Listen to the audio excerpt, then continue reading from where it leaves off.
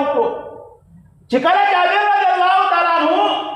او پیغمبر علیه الصلاۃ والسلام یو بل سره لاس ملو کو یو بل سره مصافحه وکړه نو پیغمبر علیه الصلاۃ والسلام د حضرت جابر رضی الله تعالی عنہ نه پوښتنه کوي وی جابر ستاسو لاسونه خو ډېر زیات کلک دي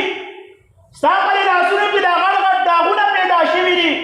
دا غټې غټې موړې پکې پیدا شوي دي داسې زیګ زیګ لاسونه دي دا څه وجه ده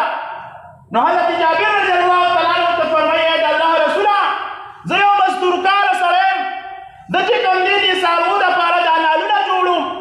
او د څاروو دپاره نالونه چې کوم دي هغه لګوم نو د هغه نال په وجه باندې زما په دې لاس کې غوټو پیدا شوي دي د هغه نال په وجه باندې زما دا لاسونه دا سخت شوي دي او کلک شوي دي پیغمبر علیه الصلاۃ والسلام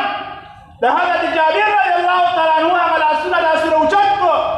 او پیغمبر علیه الصلاۃ والسلام د حضرت جابر رضی الله تعالی عنہ لاسونه داسې ښکل کړو موچې کړل او چپې دې واغستلې او پیغمبر علیه الصلاۃ والسلام فرمایل چې دې لاسونو باندې د جهنم اور چې کوم دی هغه حرام دی هغه لاس باندې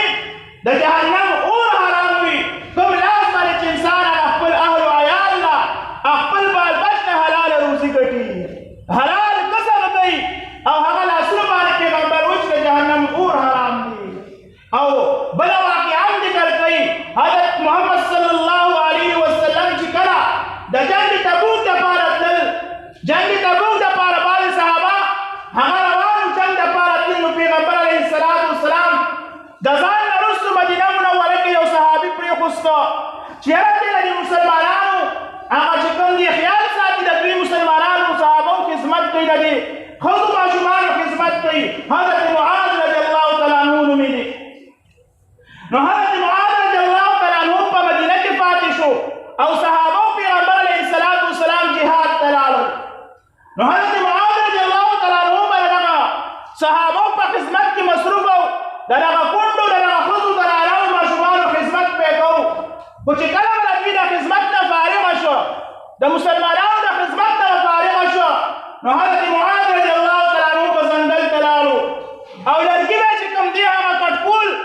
او هغه لرګي به یې راوړل او د ځان لپاره به یې خرڅول په هغې باندې به خپل ژوند تېرو چې کله پیغمبر علیه الصلاۃ والسلام د جهاد نه واپس راغلی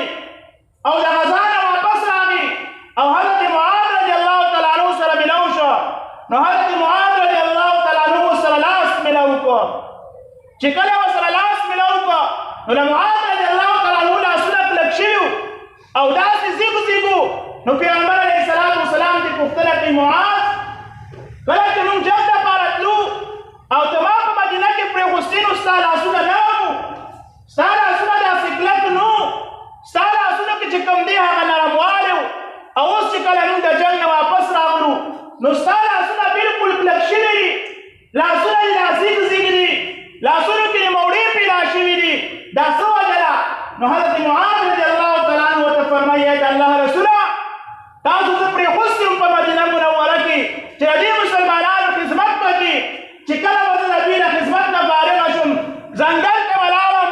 ځان لپاره به مې لرګي راوړل او هغه به مې د ځان لپاره خرڅول په هغې به به خپل ژوند تېرو خپلو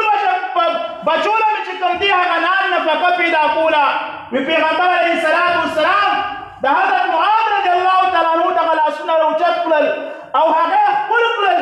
او د هغې نه بعد یې ورته وفرمایل چې په دې لاسونو باندې چې کوم دی هغه د جهنم اور حرام دی کومو لاسونو باندې چې انسان هغه خپلو بچو لپاره حلال رزق پیدا کوي کومو لاسونو باندې چې انسان